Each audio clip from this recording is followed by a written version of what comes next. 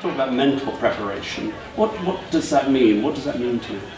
Muhammad Ali talked about champions not being made in the gym, about it being a will to want to succeed, and that the skill can be developed and trained. And so having that will, that passion, that desire to make your dreams come true, to turn those dreams into reality, is key to, I think, what motivates us. Now, for me, climbing mountains is a nice, big, obvious analogy for that, but we all have those kind of dreams and passions.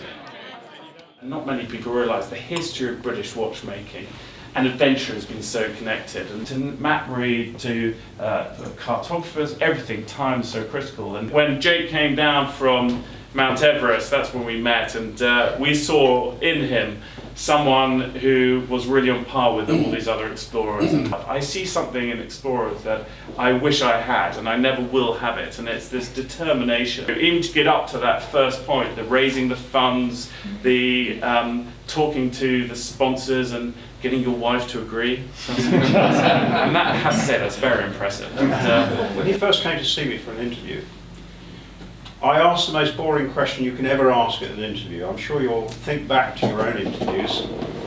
And that is, where do you want to be in 5 years' time? I remember Jake's answer was, I want to get to the top.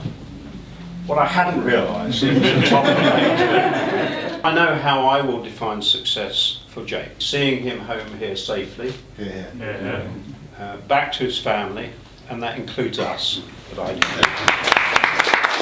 So, the first massive thanks from my point of view is absolutely to my wife Saskia. Hugely appreciative to Stephen and Craig and everyone at IDG for all their support. A huge thank you to everybody who's contributed towards the expedition. Bremont, Oxford Barristers, Arkiva, who's my comms sponsor, Patron Capital, and to Duncan from the Thomson Fraser Group.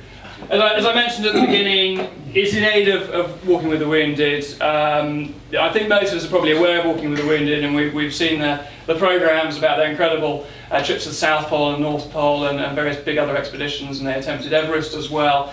I think sometimes people may be under the misunderstanding, as actually I was before I really understood that they are about putting people into work after they leave the services, and especially those who are wounded. So finally, thank you so much for coming along this evening. It means a huge amount to me. I will picture this scene. In fact, this is the moment where, right, let's take a quick selfie.